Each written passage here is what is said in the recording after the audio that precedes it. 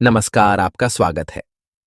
दोस्तों, वास्तुशास्त्र के अनुसार इन 5 कारणों से घर में धन नहीं टिकता है। पैसे का खर्च बढ़ता है, घर में धन को आवक नहीं होती है। वास्तुशास्त्र में अनेक प्रकार के वास्तु दोषों का वर्णन किया गया है। कई बार हमारी कुछ गलतियों के कारण घर में वास्तु दोष निर्माण होते हैं। इन्हीं वास्तु दोषों के कारण घर में क्लेश, धन की हानि होने लगती है। आमतौर पर लोग इन वास्तु दोषों पर ध्यान नहीं देते हैं, लेकिन घर की सारी समस्याओं की जड़ ये वास्तु दोष ही होते हैं।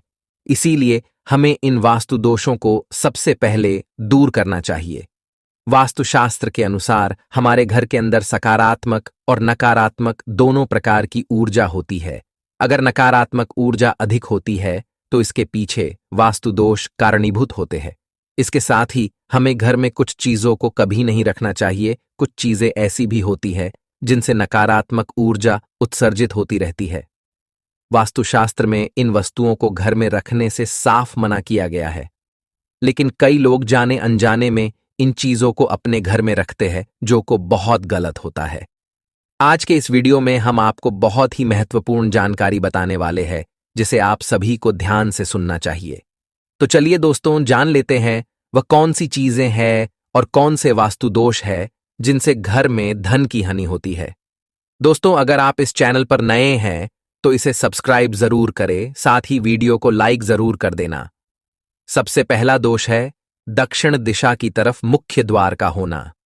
दोस्तों, वास्तुशास्त्र के अनुसार घर का मुख्य द्वार कभी दक्षिण दिशा में नहीं होना चाहिए।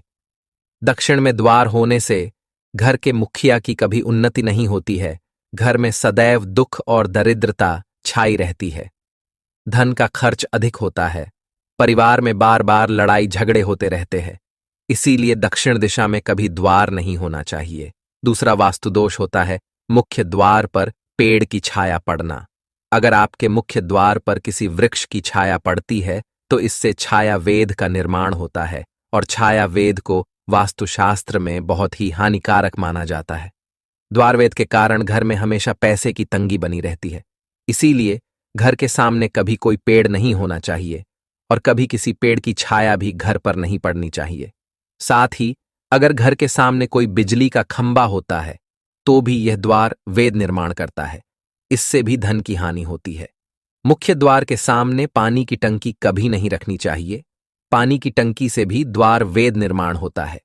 मुख्य द्वार के सामने गंदा पानी फैला हुआ नहीं होना चाहिए। जानवरों को बांधने के लिए कोई खूंटी भी मुख्य द्वार के सामने नहीं होनी चाहिए। तीसरा दोष है जल से जुड़ा वास्तु दोष। वास्तुशास्त्र के अनुसार नल से लगातार टपकता पानी धन के नाश का कारण होता है।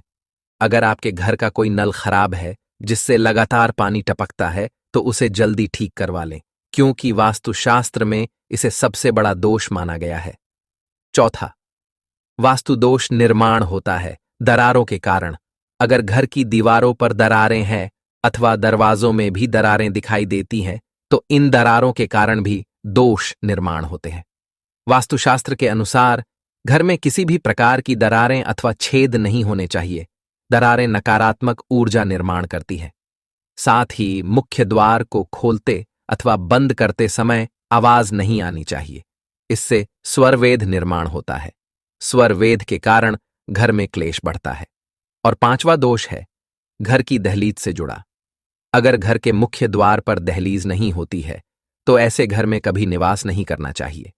दहलीज के बिना मुख्य द्वार अधूरा होता है। दहलीज घर की रक्षा रेखा होती है। किसी भी प्रकार की नकारात्मक शक्ति इस दहलीज को पार नहीं कर सकती, क्योंकि दहलीज पर शुभ चिन्ह बनाए जाते हैं। दहलीज के बिना घर असुरक्षित होता है। ऐसे घर में सदैव नकारात्मक शक्तियों का वास होता है। तो दोस्तों, इस प्रकार से वास्तुशास्त्र में इन 5 कारणों के बारे में बताया गया है जिससे घर में धन का नाश होता है। उम्मीद है आपको यह जानकारी अच्छी लगी होगी। वीडियो को लाइक जरूर करें, साथ ही चैनल को सब्सक्राइब जरूर करें। आप सभी का धन्यवाद।